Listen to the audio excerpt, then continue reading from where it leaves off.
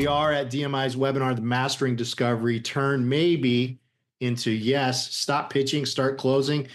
At DMI, we are not just here to offer products or services. We're here to be your partner in growth. And at DMI, we're redefining what it means to be an independent marketing organization.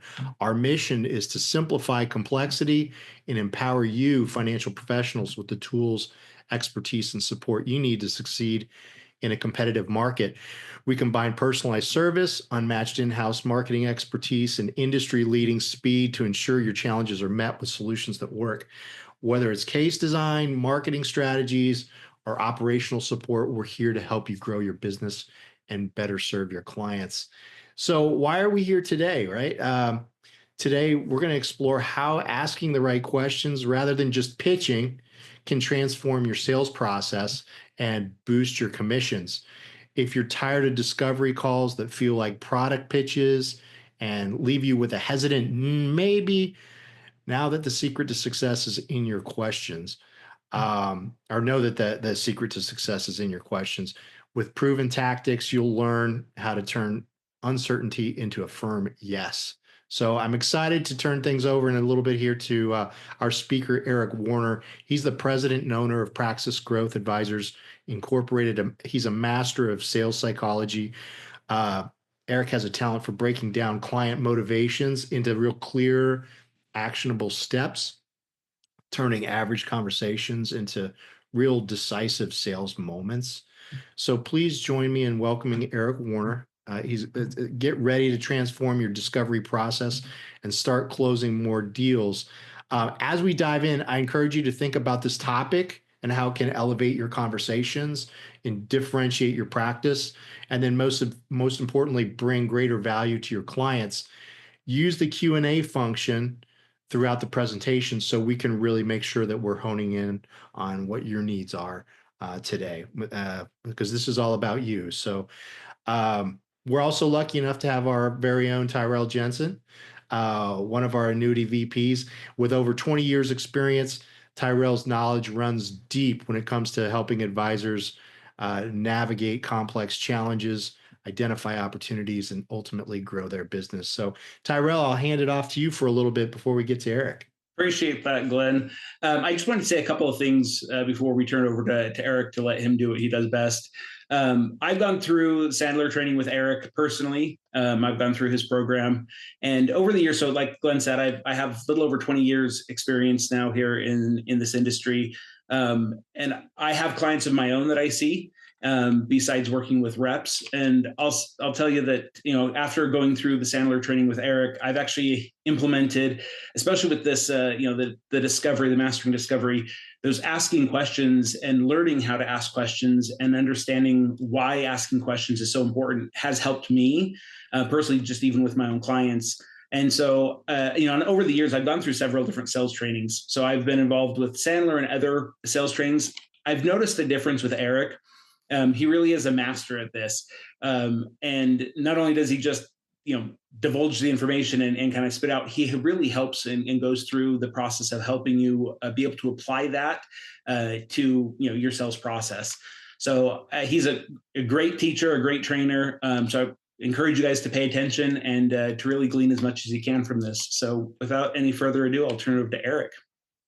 All right. Thank you, Glenn. Thank you, Tyrell. I appreciate the kind words and the welcome to everybody today. So as Glenn said, and as Tyrell said, we're going to focus today our conversation on mastering discovery. And so I have been in the Sandler network for about 11 years. I operate a business just south of Boston, just down the road from DMI here, who's been a long-term client of ours and working with us for a lot of these tactics for quite some time. So our goal really today, we've got about 45 minutes of content that we're going to go through, and we are going to talk about discovery. And more specifically, I'm going to give you 3 high-level approaches to think about how do you run your calls a little bit differently, both in terms of how do you set up these calls, how do you prepare for these calls in terms of what you want to get out of them, and then how do you manage some of the interactions within the call that sometimes might pause people and give them that, well, I don't know, let me think about it, or maybe I'm not so sure type responses. How do we handle that within?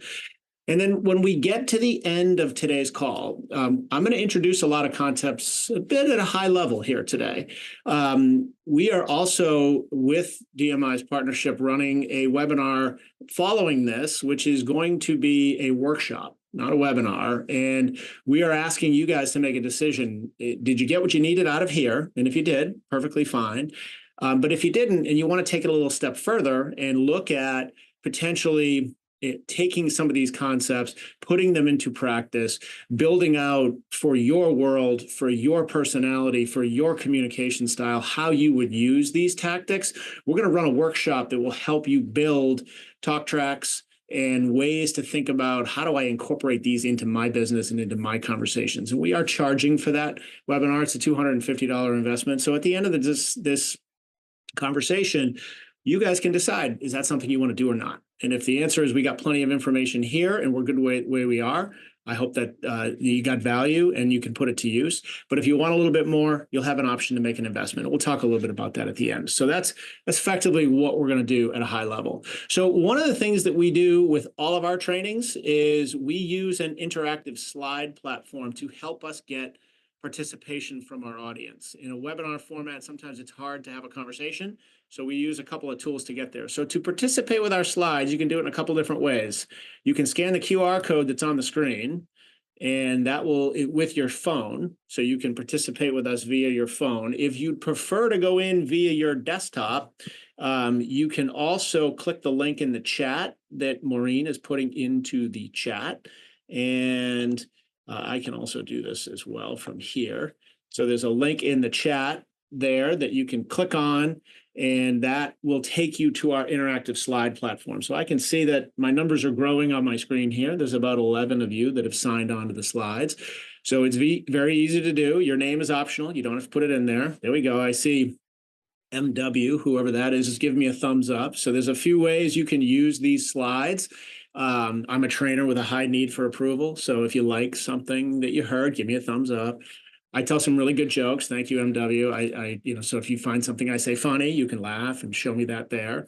I try to avoid the crying icon. I don't want you guys to come away here sad, etc. So, but feel free to keep those coming. The Q&A is actually better managed in the Zoom platform than it is on the interactive slides, because I'm not actively paying attention to the Q&A in the interactive slide platform for this session. So if you do have questions, Maureen is very diligently monitoring the Q&A in the Zoom platform. So feel free to direct those questions in there, and she can prompt me when something pops up. So I see several of you have joined the slides. I appreciate that. Again, two ways to do that. You can either scan this QR code with your phone, or you can use the link that is in the chat that I just put in there one more time, just in case everybody did not see it.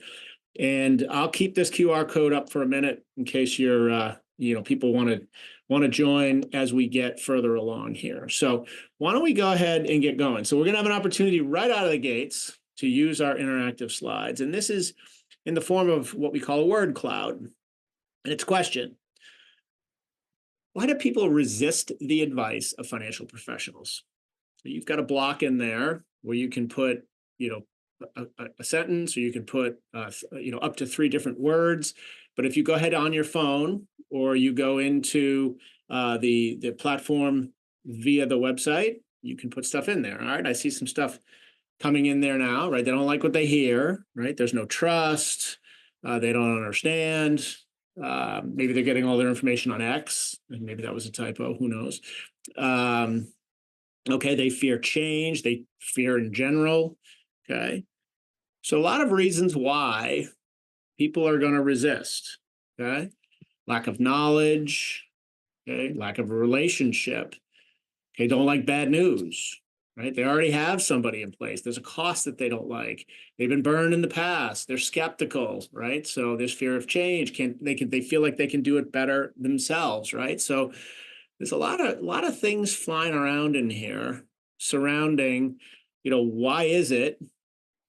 And if I group these up, it'll align them, right? And it's largely coming down to, a few things. There's lack of relationship, trust. They feel like they can do it better themselves, right? The knowledge level, right? They're nervous about unknowns, right? So there's a number of there's a number of things that could cause them not to take your advice, even though it is well vetted and good advice. And I can't imagine that any of you on here are peddling bad advice, right? So ultimately, these two reasons come from multiple sources: the CFA Institute, J.D. Power, National Bureau of Economics, all that have done studies about why is it that people don't take advice from financial professionals. And the biggest two by far are experience and skepticism, right? Meaning they trust their own experience versus somebody who may not fully understand their situation. Think about that for a second. So they think maybe that they know, as some of you said in your previous answers, and they're skeptical because they're not sure you fully understand their situation. Now, that's something we have a lot of control over, right? So we are going to talk a little bit about how do we get beyond that. And the concept of sales pressure, right? They know that we all make money off of this. And I think to a degree, most people don't care if people make money, right? But they want to know that they're doing it not to make money. The money is an afterthought of why they're doing what they're doing, right? So, and that commission-based stuff can lead to a bias in terms of what they're getting from advice. So, what we're going to talk a little bit about today is that conversation that you're really trying to get a good understanding of, across a number of areas, from whether it's retirement, education, protections, taxes, legacy, cash flow, variety of things that you may work with your clients on. Having a productive conversation about where are they now, where do they want to go, what their risk tolerance might look like, how do they view and think about their philosophy on money, and what's driving that, right? So, what do they see in this picture, and what do you see in this picture? Right? What do they understand, and what do you understand of how they perceive that, right? To have a productive conversation, to really truly understand their situation, there's a number of factors that can help make that be successful. So our focus today is really going to be on three of them. And I often say this to my clients: how you start the interaction goes an awful long way to how the interaction ends. So we're going to talk a little bit about, setting the stage properly, making sure that people fully understand, well, why they're there, what you're going to talk about, and what the outcome or possible outcomes might look like from this conversation. A lot of times we tend to dive into meetings, we don't really know, or they don't really know where we're headed or why we're headed there, right? Then we're going to talk a little bit about how do you educate with good questions versus educate with good pitches. Okay. So, because at the end of the day, it's not necessarily what you have or what you do that matters to them. It's, do they believe that you understand them or not? And we can't get there by making pitches. We can only get there by asking. And then there's always some level of either pushback, questioning, let's call it skepticism, perhaps on their part about what you're talking about. So how you handle those situations, in the Sandler world, we call this reversing, which is effectively to clarify a situation before we jump into a response. Okay, so those are the three high-level things that we're going to talk about here today. And again, we're going to do a lot of this at a high level where we're giving you some insight into why this concept is important. We're going to give you a little bit of the framework of how to do it. And then, again, your decision can be, is this something that you want to go a little deeper on because you think it'll have an impact? So let's start with setting the stage, okay? And I'm going to use the interactive slides again for a second. So if you got bounced off the slides, which happens if you go to another window on your phone, if you're still on the desktop, you can get on these slides by scanning that QR code on the left. And we're not using this to gather information from you. We're just using this to get you to give us input as we go along. So you can scan that QR code to give us input. But here's the question: what do you typically talk about in the first 3 to 5 minutes of your initial conversations? So think about this as someone, maybe they came in from a lead, you called them and they decided to come meet with you. They came to one of your workshops and they decided to have a follow-up conversation. what are you typically talking about in the first 3 to 5 minutes of that conversation? Okay, building rapport, figuring out why they're here. Okay, good. What else? Okay, maybe asking some questions, right? Their past experiences, okay, desired outcomes, trying to connect with them, personal information. Okay, ask them about them and theirs. Good. Okay, maybe about goals.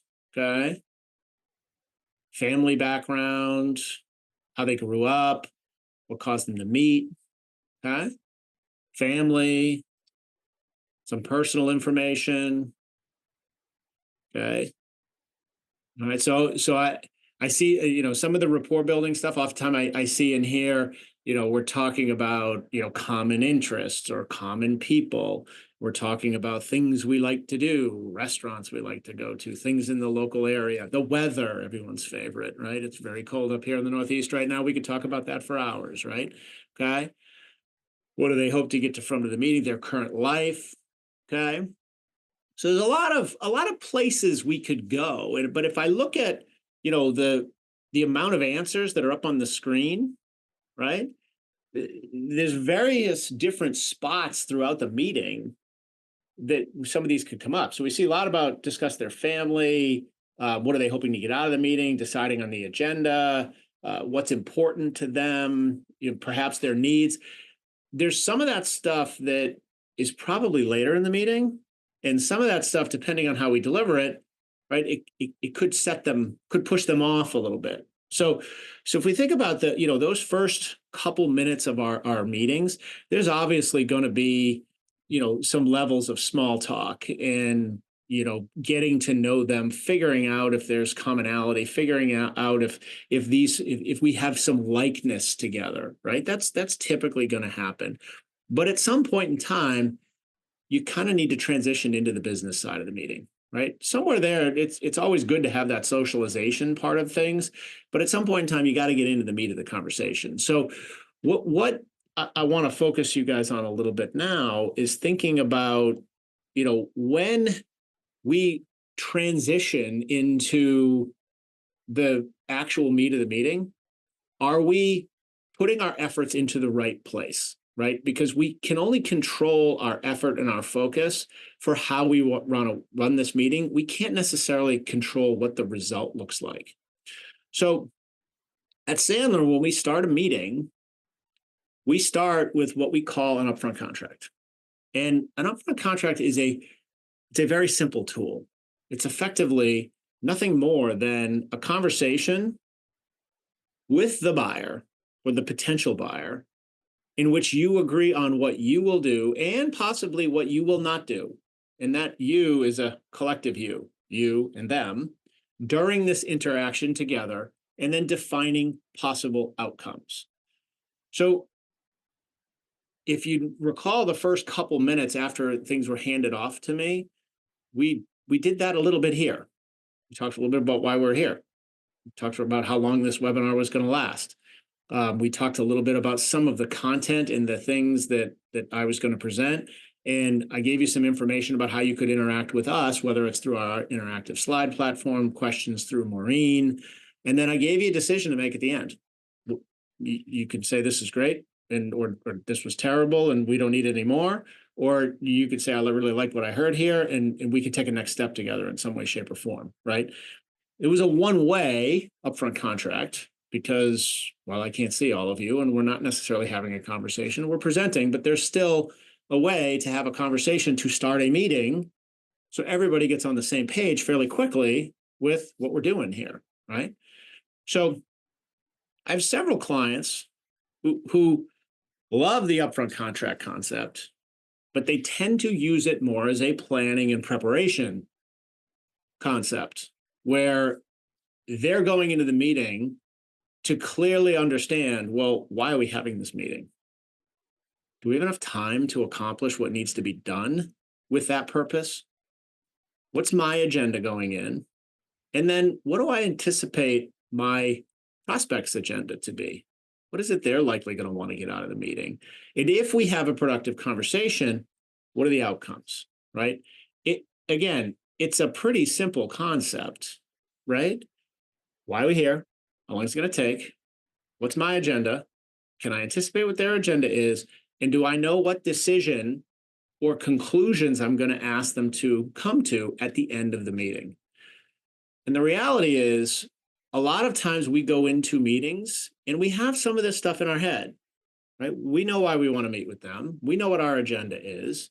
We have a good concept of the time parameters that this will take. And we have aspirational outcomes that we want to move people towards, right? Now, here's the reality.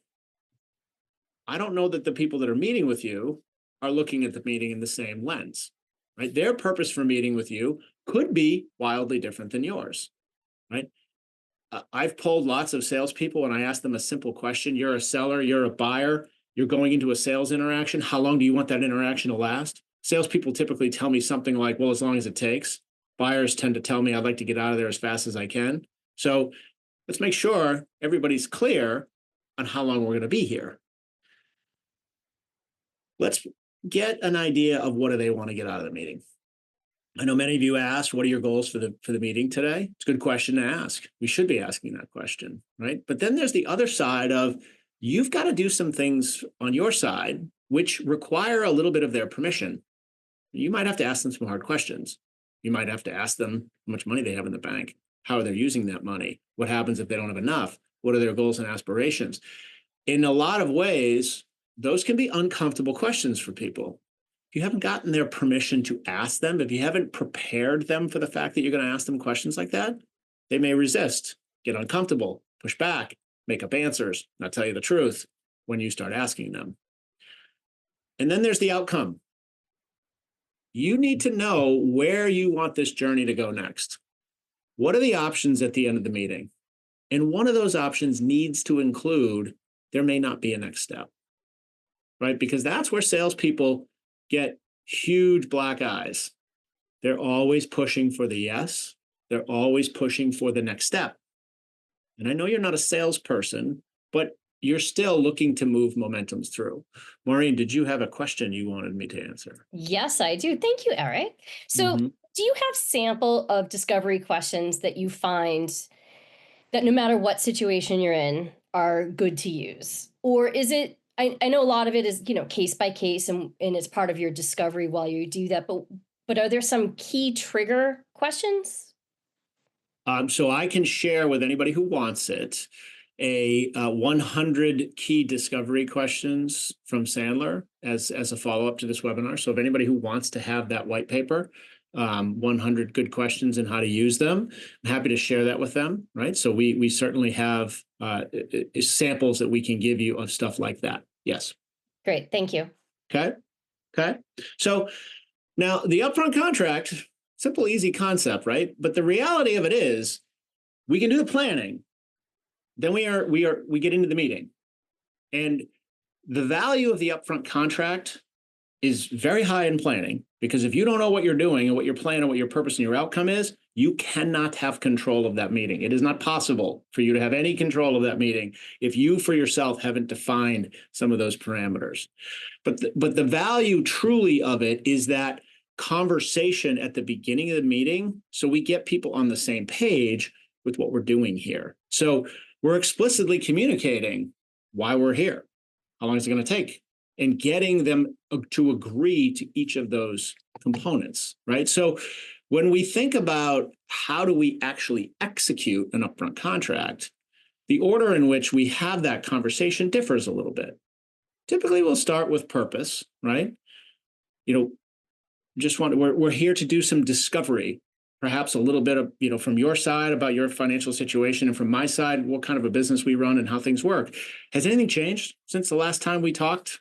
Right? It's a simple question. Let's find out, since the last time you set this meeting with them, has anything changed? Have they met with somebody else? Have they learned something different? Did they, go deeper into some materials you gave them? And, has anything changed? Brief question on, we said I allocated X amount of time. Do we still have that? Now, this is where things are a little different in terms of order. I like to start with getting permission to do what you need to do. And I like to start that with a little bit of, I'm prepared to share with you some information, perhaps about a product or service they inquired about, perhaps about, what kind of a business you run and the types of clients you work with, what your fee structures look like. I'm hoping that we also can dig in a little bit more deeply to your situation. What are some of your goals look like? How are you looking at asset protection? How are you managing risk? What are the types of things that you've already made preparations for, and what are some of the things that you're hoping to expand your knowledge of? Would it be okay if I asked you some questions surrounding that type of stuff throughout our meeting, right? If you don't ask permission to ask people lots of questions, their agenda here might be, I want to hear what these guys do, what products they offer, why they're better, what their investment profile looks like, and I want to hear some advice that I haven't heard from somebody before. You can't really give them good advice if you don't understand their situation. So now you're at odds. So there has to be a little bit of permissioning in there. So you get permission to ask the questions that you want, so that at the end of the meeting, you can decide, what does no look like? What does yes look like? And should we take action on either of those, right? Now, I like to finish with asking them, if they agree to those possible outcomes, what are a couple things that you want to make sure that we cover here today, right? So the reason I like to put their agenda at the end, which might sound counterintuitive, is because sometimes when I put the agenda, their agenda where my agenda is, the meeting gets derailed, and they start hammering you with questions that they want answers to, and we never get to permission to ask, nor do we get to outcomes at the end, and the meeting has gone off the rails. So I like to work it through in this conversational manner, right? So order in how you get them to agree goes a long way in terms of how you present your upfront contract at the beginning of the meeting. And again, this is aimed to be a conversation. Every one of these buckets is a question, not a statement. It's a question that you're looking to gain their perspective or gain their agreement on. This one might matter the most. When you get to outcomes, you have to give them a no, pause, not yet, not ready, this doesn't sound like a fit to me. There has to be an off-ramp. And you have to present the off-ramp before you suggest what a possible next step would be. And the reason for that is, as soon as you tell them it's okay to say no, and that you might not be a fit for them, or when we get to the end of this conversation, you might decide, I've already got this covered myself. You don't need me. If you don't give them that option, you're going to sound like a pushy salesperson who's trying to push them towards the next step, which they may not be willing to take, right? So you build them a little bit of trust by telling them what no sounds like.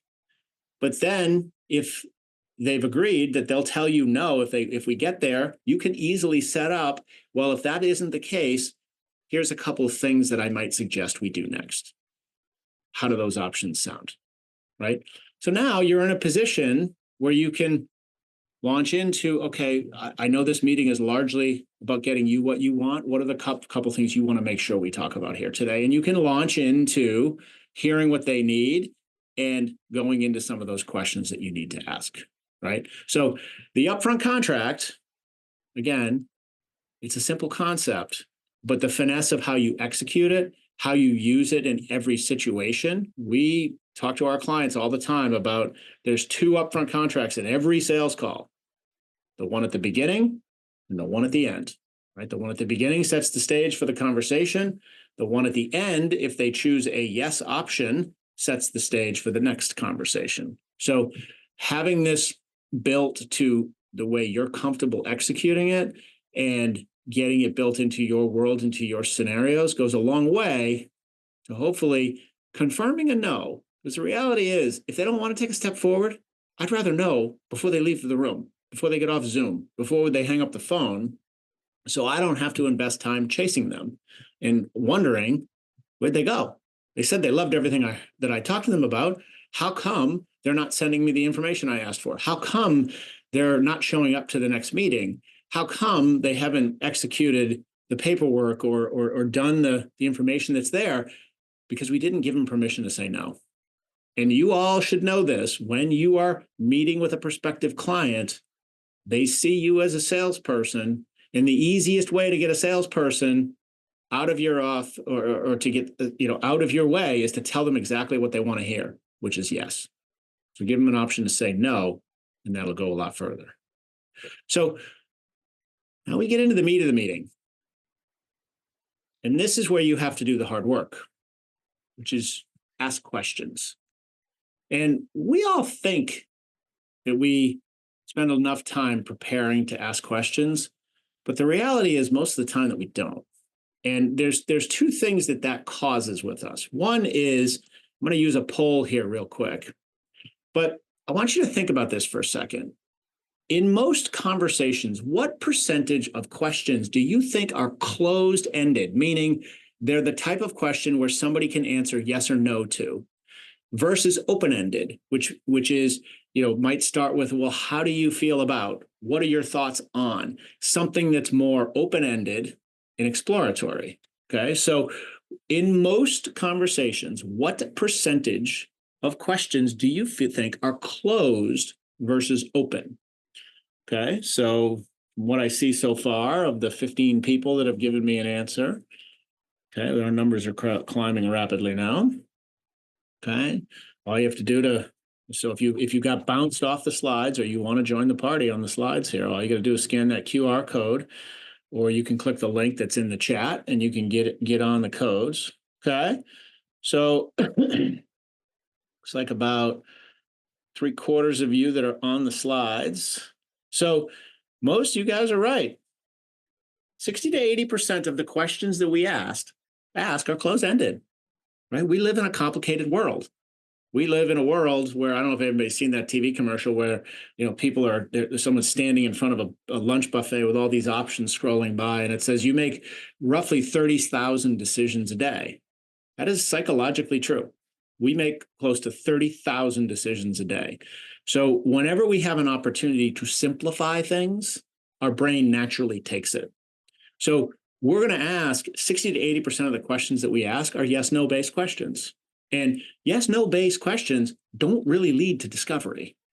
They lead you to options. But the reality is, most of the time, people will tell you what they think you want to hear. So if you ask them a closed-ended question, they're probably going to answer in a way that they think you're looking for, right? Which means if you ask them, hey, do you want to get together again next week and talk more about these options? It's a closed-ended question. And they're typically going to say, well, sure, because they don't want to create conflict and they don't want to tell you something you don't want to hear, even if they have zero intention of actually coming to that meeting, right? So we have to fight our own psychology here, which is, if we're going to prepare to ask questions, let's not frame those questions in the moment, because there's a good likelihood we ask a yes/no type question, which doesn't get us the types of information that we need, right? So, but part of this goes to mindset. You guys are professionals. You know a lot. You're financial experts. You understand markets. You understand products. You understand situations and economics and a variety of things that could influence what somebody's long-term plan is. But that's not where your value comes in. Your value comes in to truly understanding, so you can apply that knowledge in the right way, right? But at the end of the day, even though we prepare, we don't ask enough questions. So my question to you is, why don't we? Right? Throw it in the word cloud. Why don't we ask more questions? Why don't we ask more questions? Okay, fear. All right, we already know the answer, or we think we know the answer. We're not sure how to ask them. Maybe a little too self-focused. Okay, we don't have time, right? It's much easier to just tell them, make a pitch and show them what they have and give them a decision to make.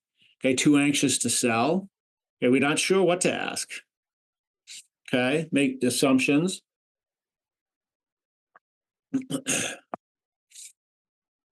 Okay, so yeah, there's a lot of reasons why. Yeah, focused on our own bias, right? Okay, focused on teaching, right? You want to get through a pitch. Okay, so there's a lot of reasons why we don't ask questions, right? Psychologically,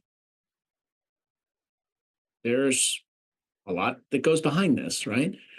Demonstrate knowledge and competence is the number one reason people don't ask a lot of questions, right? There's an element of you that feels like you need to prove what you know to these folks to get them to respect you, to see how you add value, right?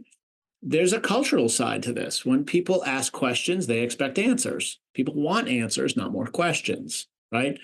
Assumptions, right? You've seen this 100 times before. You know exactly what their situation is. So you assume that you know clearly what that situation is. But the problem is when you don't ask, they don't know that you know it, right? There's also a desire to keep things simple, which is, again, going back to why we ask those yes, no questions. And sometimes it's just plain ego and overconfidence, right? I know exactly what these people need, and I'm just going to get to the right spot to get there, right? But the reality here is people buy based on emotion. Psychology tells us people are motivated to take action for 4 reasons. Pain, something's hurt, something hurts, and they need the pain to go away. They fear that if they don't take another action, something bad is going to happen down the road, or they're trying to get to a happy place right now or in the future. So fear, pain, seek pleasure now, seek pleasure in the future, right? That's what motivates people to take action. Those are all emotional states. If you don't connect to the emotional side of why they need this product or why they need you or why they need your advice, then you're talking to them at an intellectual level, which is not how they decide they actually need you. It's counterintuitive, but you got to get to the emotional side before you can get to the intellectual side, which means you got to be smart about the questions that you ask to try to understand, well, why would they want to invest anyway? Because most people invest for 4 reasons. They want to have something, assets. They want to accumulate them. They want to know something, that they're safe, they're secure, they're protected, or they want to be able to do something like travel, have experiences with their family, their friends, their kids, their significant others, and maybe spend the money. I just finished my new favorite book, Die with Zero. It's all about doing something, right? Or they want to be known for something. They want to be able to give a legacy. They want to be able to attach something for it, right? These are the emotional reasons why people invest. If we don't get to the answers to these questions, well, we haven't done our job, right? So not only do we have to think about asking more questions, but we also have to think about how and when we ask them. So this is from over 100,000 recorded sales calls and streaming out to performance levels of the people in the conversation. And you'll see something that's very interesting here, at least I thought so. I'm kind of a sales geek, is when you look at your average reps, they tend to front end load a lot of their questions. Their sales calls probably start like a little bit of an interrogation, and the number of questions tend to decline throughout the end. And you'll notice that in here, there's a huge gap where there's no questions being asked at all. So they're lumping together a whole bunch of questions, and then they're going into a lengthy pitch in some way, shape, or form about what they do. And if you want to be average, that'll work. What we see out of top performers, though, is a much more conversational approach. They're not front-end loading questions. They're asking good, open-ended questions that sprinkle throughout, so it's an equal sharing of information back and forth, right? And so, frankly, we can move away from some of those purely informational. Whoops, I should probably get rid of that animation. Let's do that. There we go. So we can move away from some of these intellectual conversations, which is why are they looking at things? Why are they thinking about things? What are they not sure about, right? Those are all intellectually based, and move towards how do we get them emotionally involved? What are they worried about? What are they concerned about? What's frustrating them? What's confusing them? What are they driving towards? What gets them excited, right? When we start getting into those emotional levels, now we have somebody who's hooked in to be a more effective client, right? And we cannot get longer responses out of people when we're not asking open-ended questions. right? And most open-ended questions start with what or how, or you're sharing them information about something and asking for their perspective. Okay. So ideal world, in a sales call, discovery call, what is the ideal talk to listen ratio? So talk would be the first number, listen would be the second number. What do you think the ideal ratio is for a discovery call? Okay. Seeing about half of you have given an answer. Okay. 70-30, 30-70, 50-50. So the cool thing about a lot of these call recording devices that are out there now is we've actually been able to see scientifically what's the best ratio. And over time, things have changed a little bit. We often, for years, if any of you have been exposed to Sandler training before, we talked about the 70-30 rule, which was you should be listening 70% of the time and talking 30. Okay. What data has shown us is that the right balance is a little bit more balanced. It's a little closer to 50-50. It's in that 60-40 range than 70-30. There's still a fair amount of educating that needs to be done, but the sweet spot for the talk to listen ratio is you should be talking less than you should be talking less and listening more. 40% of the time you should be talking. 60% of the time, roughly, you should be listening, right? Which means you've got to not only prepare questions, but you also have to be prepared to clarify, right? And the reality is people give you objections of some kind. They make statements, they ask questions about, what you do and how it works, and tell me about this product, and, what do you think about this type of a scenario or a situation? And we often have a tendency to jump right in and give answers. And the reality is, whether it's an objection, whether it's a question that you're not sure why they're asking, whether it's a statement they're making that you feel like you need to react to, right? Or maybe a demand where they're asking or telling you to do something for them, and you're not quite sure where that's coming from. So in order to get beyond that, we have to understand that there's a lot of things that people do to smokescreen. They're not necessarily asking the real question. They're not necessarily giving you the real objection. They're giving you one that logically makes the most sense. So another question here for you in the slides: why do people smokescreen things? Why are they not telling you what they're really thinking? Why are they not asking you perhaps some of the harder questions, right? Why do they do that? Okay, trust certainly could be part of it. Okay, they don't trust you yet. Good. They don't know, right? Or maybe they're okay. They don't want to look dumb, right? They don't want to know that they don't know. So the reality is, when people start asking us questions, sometimes we take that as a buying signal and we start answering those questions. If somebody gives us an objection, we're very confident in what we do and how we do it. So we tend to go into defense mode and tell them why things could be different. But the reality is, right, you can't truly understand what's behind the smoke unless you reverse first. So our rule around reversing is simply, if somebody gives you an objection, they make a demand of you, they say something like your fees are high, or they ask you a question and we're not exactly sure where that's coming from, you've got to be prepared to redirect that question a little bit. You've got to be prepared to reverse, which is effectively the definition of reversing, is answering every question with a question. And it's not like the 5-year-old style, where the 5-year-old, every time you say something or ask for something, they say why. It's not that, right? It's thinking a little bit about, how do we get to truth?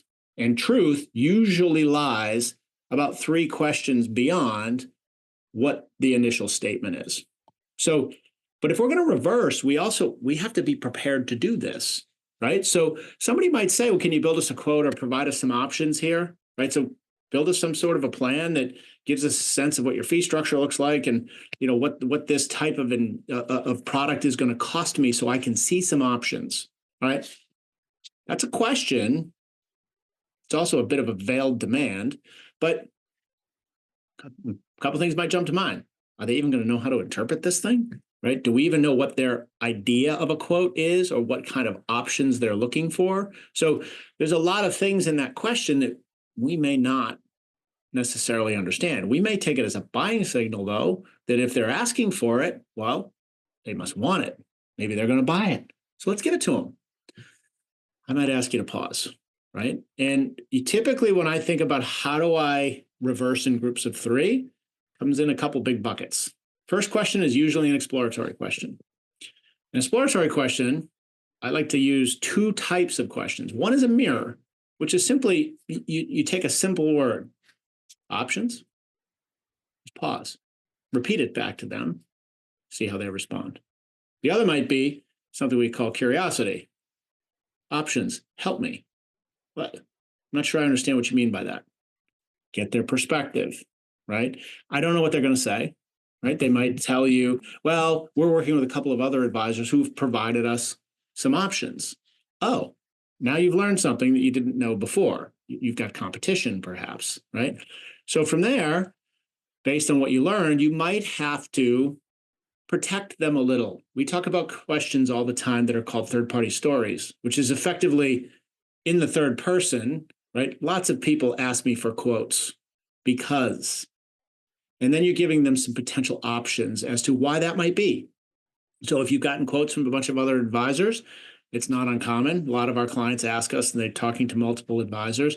But when you get these quotes, right, what is the purpose that you're going to go with them? Is it because you're trying to figure out exactly what you might need, right? Or you're just trying to figure out what the affordability factor is? What are some of the things that you're looking for in some of those quotes? Get a better understanding of where they're going. And then ultimately, if you've gotten closer to truth, you've got to confirm, right? So based on what you're telling me, it sounds like, what you're really looking for is a quote. And I'm guessing it talking about some other options before we get to an actual quote or sharing with you a proposal of what our service plan might look like. I'm guessing you wouldn't be open to any other options on that. Now, that's something we call a negative reverse. Our hope there is that they say, no, I'm very open to that. What would you suggest instead? Versus, yes, that's what I want. I want my quote. Can you put that together now? Which might be a really hard tell that maybe they're not that serious, right? But the negative side of things, when somebody tells you a no, they're actually more committed to the outcome than a yes. Because most people don't like to hear no, and they don't chase no, okay? So it's not only what you ask that matters, it's how you ask it that matters. And a lot of that goes into preparing for open-ended questions and thinking about, how do I progress? How do I start the dialogue and explore? Do I need to give them potential options to think about? Can I educate them about something that I've seen in the past through the eyes of somebody else to then eventually get to, how do I confirm and get them to take action? Right? So it's about how you ask or what you ask, but it's also about how you ask, right? So when somebody says to you, hey, this sounds interesting, we're evaluating our options. There's two ways that you can possibly respond to that. One is something we call the critical parent. Critical parents tend to question your decisions. They tend to tell you what you need to do. They tend to second guess the way that you're thinking about something. I happen to be the critical parent in my house, right? These are the types of questions that I'm very comfortable asking. And sometimes they come across as accusatory and frankly, condescending, right? Versus the nurturing parent, which is, well, that's completely understandable. Sounds like you might have some reservations about what you've heard from us so far, right? That's vulnerable, and it's seeking to get a better understanding about why they're seeking potential options, right? So it's not only thinking about what you're going to ask, but in what tone are you asking it? So if I bring this to a little bit of a closure as we approach the top of the hour here, hoping you take away a couple of things. One is, do you have an approach, a tactic, a way to set the stage properly for your meetings? Do you have an upfront contract? Do you have an upfront contract for each type of situation, for each type of meeting that you've got, right? that's something you want to explore further, that's something that we're going to do in our workshop, is help you create structured upfront contracts in your voice to use in some of your meetings. Educate with questions, not pitches. That's about preparation. That's about thinking about, how am I going to truly ask some of the hard questions that I need to ask. Look, at the end of the day, you're dealing with people's livelihoods in some way, shape, or forms, what their futures might look like, how well they're protected about things, what their family profile is going to look like if something terrible was to happen, right? So you got to ask them some difficult questions. Are you prepared to ask those in a nurturing, discovery-oriented, comfortable way for the people that are getting asked? And when people perhaps push back, ask you further questions, are you prepared to really understand what they're asking before you answer? So at a high level, that's what we talked about today.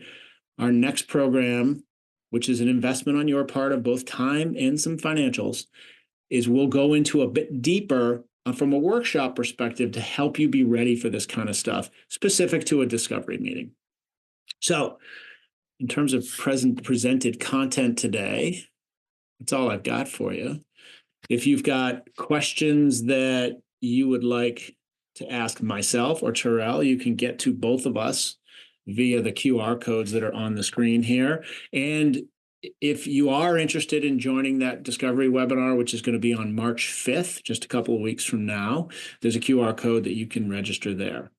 And if you have any questions, Maureen is managing the Q&A, and I see somebody, looks like Barry Page, has his hand up and would like to ask a question. Tyrell, can you unmute Barry and let him ask his question? Oh, let me see if I can unmute him. I don't know if I have the power. Glenn, can you either unmute him, or is that something that oh, there he is. Can you type in your question in that in the message in the chat session, and Maureen can get to it as well? He should be permitted now. You can talk, Barry. Maybe that was a misclick. Hey, do we have any Q&A, Maureen? Sorry, no, looks like we're all set for right now. Okay. Okay. Yeah. So, yeah, I don't know if you want to talk a little bit about the March 5th workshop there a little bit, Eric. Yeah, sure. So the majority of the trainings that we do are workshop style trainings. So we will do a little bit of a refresher of the upfront contract concept, but we'll spend most of our time in there talking about, the types of meetings where this kind of a conversation would be useful, building some of those talk tracks, and then practicing them a bit, as well as building some of those questioning structures and thinking about, how do you reframe your questions? Because again, we have to train our minds not to ask those closed-ended questions, which means we've got to prepare. And I don't know, Tyrell, you've been through some of these workshops. I don't know if you want to speak to the experience there. Yeah, I'd be happy to. So like Eric said, I've actually been in several of his workshops. One of the things I really like about the workshop style versus here just a presentation style is that I actually get to ask the questions of Eric. He's very good about being able to help with, applying it to my situation or to the business that I'm doing. And so that's one of the things that I really appreciate, is having somebody who knows the information, how to use it, how to apply it. And so for me, it's well worth the time to do these. Like I said, I've done several of them with Eric. And so I really appreciate that one, that having that opportunity to have him there and be able to ask him questions and be involved.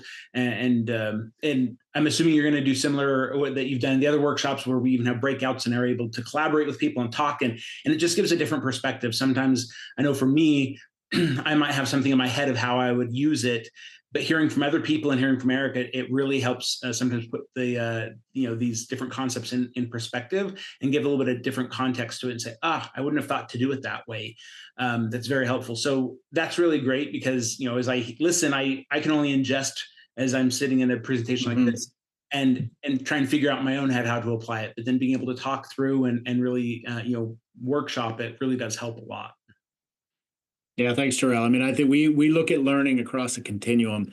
Most learning starts with awareness and knowledge, right? So today was about awareness and knowledge, right? There's some things and dynamics that are going on in your interactions.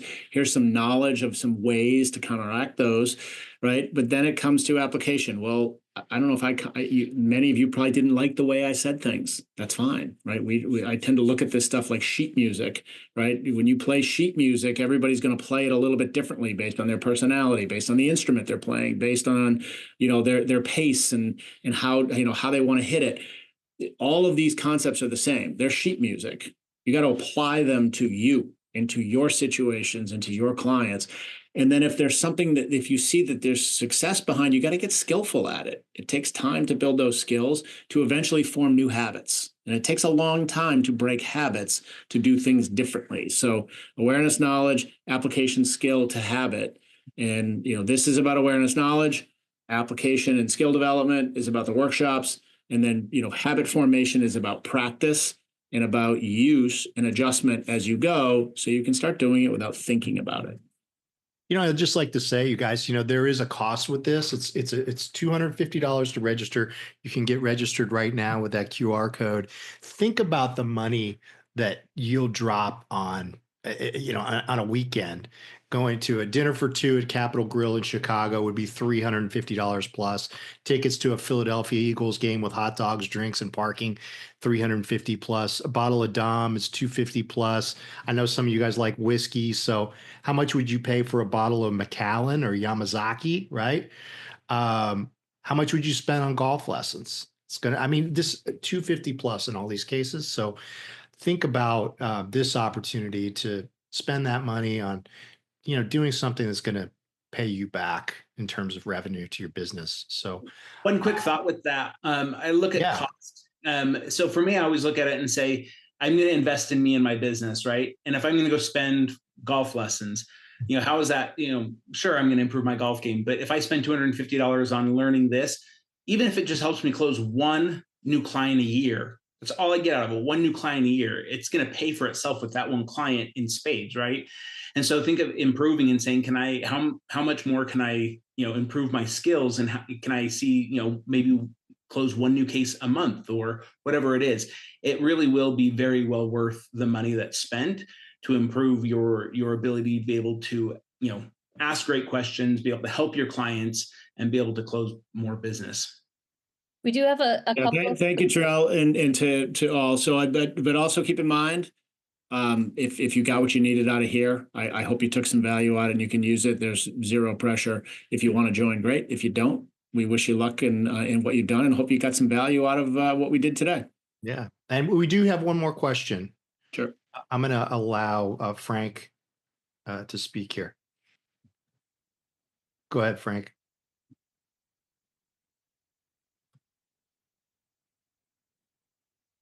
Looks like Frank's muted. You may have to unmute yourself, Frank, but I've given you the rights. Oh, there he is. Yes, just wondering about the 100 question white paper. What's the easiest way to obtain that? If you want to shoot Maureen an email, I can get it to her and she can get it to you. Or Sounds you could great. download the QR codes right there and contact Eric and Tyrell directly. You could do that as well. All right, sounds great. Thank you. Thanks, Frank. Thanks, Frank. All right, guys. Well, Eric, this has been fantastic. Really appreciate it. Thank you, Glenn. It's a valuable experience for all of us. I always get something out of this every time myself. So, and then Tyrell, thanks for being here. And if anybody would like to reach out to Tyrell for any help related to this or anything else regarding annuities, let us, reach out to him. But I think that's it for today. Do you have anything else to add, Eric? Are you good? No, I appreciate everybody's time, attention, and participation on our slide platform to give us some feedback as we went. And I appreciate you guys having me here with the group. It's a pleasure. Thank you. Thanks, Cheers, everyone. all. Great Wednesday.